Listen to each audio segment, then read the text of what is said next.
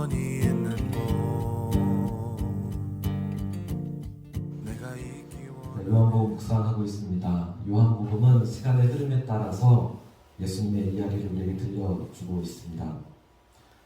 그래서 요한복음에는 시간에 대한 표현이 참 많이 나옵니다. 예를 들면 요한복음 1장 39절에 보면 예수께서 이르시되 와서 보라. 그러므로 그들이 가서 계신 데를 보고 그날 함께 거하니 때가 10시쯤 되었더라 라고 말씀합니다. 요한복음에 나오는 시간은 지금 우리의 시간과는 조금 다릅니다. 우리는 밤 12시가 기준이 되어서 제 시간을 이렇게 세는데 자정을 기준으로 시간을 말하는데 요한복음에 나오는 시간은 새벽 6시가 기준입니다. 해가 뜨는 시간, 그러니까 새날이 밝은 그때부터 이제 1시간, 2시간 이렇게 시간을 계산해 나가는 겁니다. 새벽 6시를 이제 0시라고 생각을 하고 그때부터 이제 1시간씩 10시간이 지났다라고 말하는 거니까 그 39절에 있는 때가 10시쯤 되었다라는 말은 지금 몇 시일까요? 오후 5시, 4시, 오후 4시. 그쵸? 10시간이 다 지난 거니까 그렇습니다. 이거 한번 맞춰보세요. 좀 쉬워요. 거기 또 야곱의 우물이 있더라. 예수께서 길 가시다가 피곤하여 우물 곁에 그대로 앉으시니 때가 6시쯤 되었더라. 예수님이 수가성에서 한 여인을 만났던 시간입니다. 때가 몇 시라고요? 제 6시면 지금으로 하면 몇 시일까요? 12시. 난 12시 맞습니다. 하나만 더 해보겠습니다. 4장 52절 그 낫기 시작한 때를 물은즉 어제 7시에 너희가 떨어졌나이다 하는지라. 왕의 신하가 와서 아들이 죽어간다고 말하면 고쳐달라고 했을 때 예수님께서 믿음으로 가라고 했죠. 돌아가다가 신하의 하인들이 만났죠. 아들이 다 나왔습니다. 그 나은 시간 언제냐? 물으니까 언제라고요? 7시라고 그러죠? 그러면 지금으로 하면 몇 시인가요? 오후 1시. 네, 오후 1시 맞습니다. 요한복음이 이렇게 시간에 대한 이야기들이 되게 많이 나오고 있습니다. 예수님은 시간을 흘려보내고 지나가는 시간이 아니라 그 시간 안에서 무언가를 이루시는 분이십니다. 때가 참회라고 말하는 것이 그런 것이죠. 하나님은 우리의 시간을 충만하게 하시고 우리의 시간 안에 역사하고 계십니다. 우리의 시간은 새해가 밝았고 또 지나가는 시간이 아니라 올 한 해도 하나님께서 역사하시고 있고 무언가를 채워가시고 이루어가시는 시간들입니다. 새날이 밝아올 때에도 그날은 하나님의 충만함들이 이렇게 임하는 그런 시간들입니다. 우리가 지난주에 보았던 그 말씀도 예수님께서 초막절이라고 하는 배경을 가지고 하셨던 일들이었습니다. 초막절은 우리의 추석이나 추수감사절에 해당하는 절기라고 말씀드렸습니다. 9월 말 10월 초 정도가 됩니다. 그러니까 우리의 추석과도 거의 비슷한 시간입니다. 이 절기를 초막절이라 부르는 이유는 한 해의 농사를 다 끝내고 과실을 다 거둬들인 다음에 이제는 광야로 나아가서 그 출애굽의 역사들을 기억하는 초막에서 거하는 시간들, 그런 절기이기 때문에 그렇습니다. 예수님께서 이 초막절 명절에 예루살렘 성전에 올라가셔서 권위 있게 말씀하셨습니다. 그리고 이때 현장에서 가늠하다 잡힌 여인을 사람들이 끌고 왔었고 예수님께서 그 여인을 용서하셨습니다. 요한복음 7장부터 8장 마지막 절까지는 이렇게 초막절을 배경으로 합니다. 그리고 우리가 지난주에 묵상했던 9장부터는 수전절이 그 배경이 되어집니다. 10장 22절에 보면 예루살렘의 수전절이 이르니 때는 겨울이라 라고 말씀합니다.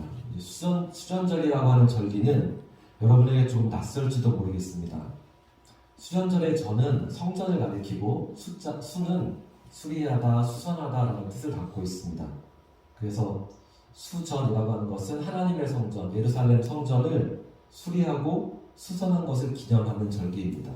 하누카라고 말하는데 이 절기에 약간 더 설명이 필요할 것 같습니다.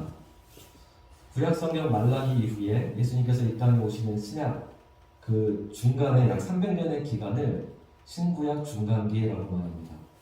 이때 참 많은 일들이 있었습니다. 세계사적으로 보면 알렉산더 대왕이 일어나서 세계를 정복해 가게 됩니다. 젊은 알렉산더가 이제 그리스와 유럽을 넘어서 이제 유럽과 북아프리카까지 멀리 인도까지 영토를 넓히게 되었습니다. 그러나 그의 통치는 길지 않았습니다. 알렉산더가 죽은 이후에 헬라 왕국이 분열되게 됩니다. 그리고 이스라엘은 이렇게 분열된 헬라 왕국 사이에 위태로운 처지에 놓이게 됩니다. 주전 175년 예루살렘의 대제사장은 오니아스였습니다. 오니아스라는 사람은 경건한 대제사장이었습니다. 율법을 지키고 그런 경건한 사람이었습니다. 하지만 그의 동생 요수아는 헬라화를 주장하고 헬라를 파를 따르는 그런 사람이었습니다. 자신의 이름도 헬라식으로 야손이라고 개명을 했습니다. 그 사람들에게 세금을 인상해서 많은 세금을 거두어서 그것을 시리아에 갖다 바쳤습니다. 이 헬라 제국에다가 돈을 바치고 대제사장직을 그가 얻었습니다. 매수를 합니다. 그리고 그의 형 오니아스는 대제사장직을 빼앗기고 박탈당하고 안디옥에서 살해를 당하게 됩니다. 그러나 이 야손의 시대도 길진 않았습니다. 그가 대제사장에 취임하고 얼마 되지 않아 메넬라우스라고 하는 사람이 더 많은 돈을 갖다 바치고 셀루코스 왕국에 갖다 바치고 그가 다시 한번 대제사장직에 오르게 됩니다. 거룩한 제사장의 직분이 저런 돈으로 사고 팔게 되어지고 매매의 대상이 되면 정치화되어집니다. 목자 없는 양과 같다 라고 하는 표현이 너무나 잘 맞습니다. 예루살렘 성전은 결국에는 바알을 예배하는 신전이 되어지고 매춘을 알선하고 부정한 짐승을 봉헌하게 됩니다. 죽은 돼지의 피가 뿌려지는 곳이 됩니다. 여기서 끝나지 않습니다. 옛 문헌에 보면 아들에게 할례를 행하였다고 그 아들의 목을 자르고 어미의 목에 메고 마을을 돌게 했다라고 하는 표현이 나옵니다. 얼마나 비참한 시대였는지 아마 상상되실 겁니다. 이때 마카비라고 하는 사람이 가문이 일어나서 성전을 수복하게 되어집니다. 주전 164년 12월 25일 성전을 다시 정결케 하고 다시 거룩하게 합니다. 이것을 기념해서 하누카 곧 수전절이다라고 말하는 것입니다.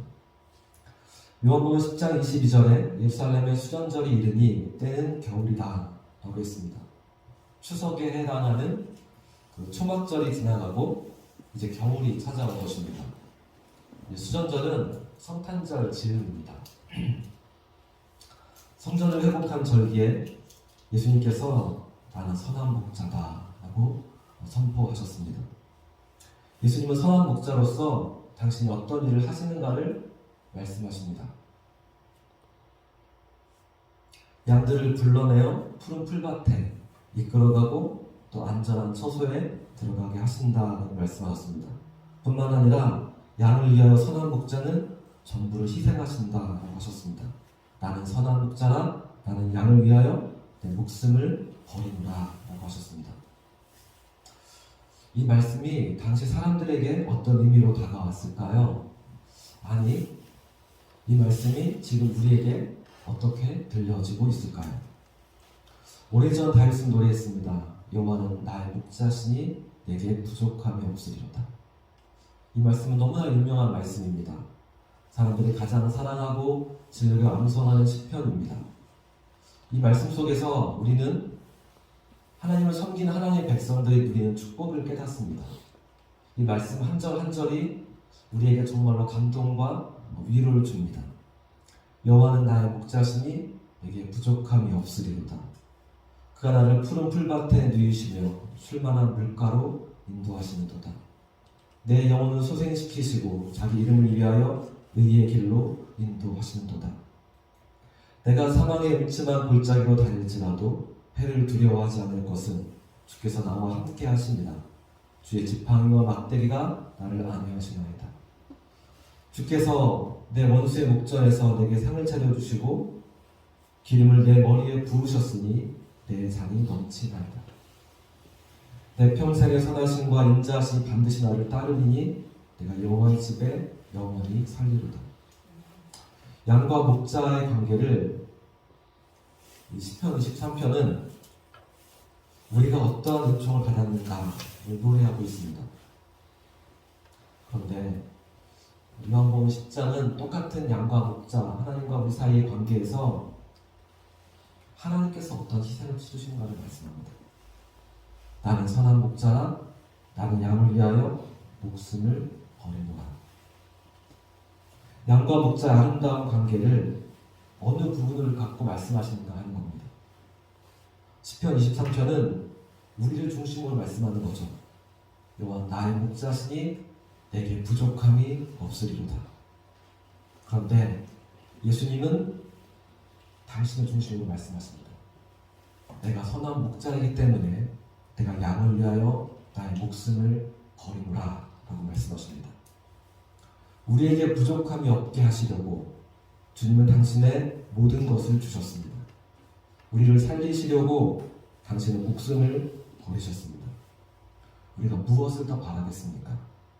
우리에게 무엇이 더 필요할까요? 십자가를 바라보면 우리는 그것으로 넘치도록 충만한 것을 깨닫지 않습니까? 이 기막힌 진리, 이 놀라운 사실 앞에서 그런데 사람들이 둘로 갈라졌습니다. 요한복음 10장 말씀을 자세히 바라보면 예수님을 따라가는 사람들과 예수님을 거부하는 사람들로 나누어집니다. 예수님께서 수전절에 성전에서 이 말씀을 선포하실 때 여전히 어떤 사람들은 그것으로 충분하지 않다라고 말했습니다. 그들은 끊임없이 무언가를 더 요구했습니다. 더 나은 것을 보여달라고 말했습니다. 우리에게 더 많은 감동을 주십시오. 우리에게 더 많은 이익을 주십시오. 당신이 메시아라면 우리에게 더 많은 것을 주셔야 합니다. 그들은 끊임없이 요구했습니다. 메시아가, 하나님의 아들이 양을 위하여 목숨을 버리겠다고 했는데도 그들은 그것으로도 결코 충분하지 않다고 말했습니다. 그러나 예수님 말씀하십니다. 내 양은 내 음성을 들으며 그들은 나를 알며 그들은 나를 따르느니라. 내가 그들에게 영생을 주노니 영원히 멸망하지 아니할 것이요 또 그들을 내 손에서 빼앗을 자가 없느니라. 우리는 목자의 음성을 듣는 사람들입니다. 우리는 예수님을 따라가는 사람들입니다.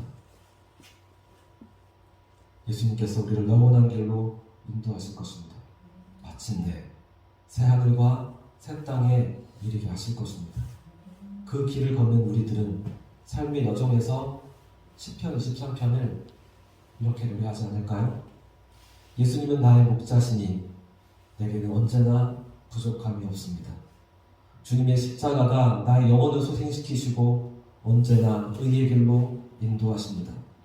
내가 사망의 음침한 골짜기로 다닐지라도 결코 멸망하지 않을 것은 내가 주의 손 안에서 안전하기 때문입니다. 내가 생명을 얻고 더 풍성히 얻어 언제나 나의 잔이 넘치나이다. 내가 목자의 음성을 정령 따르니 여호와의 집에 영원히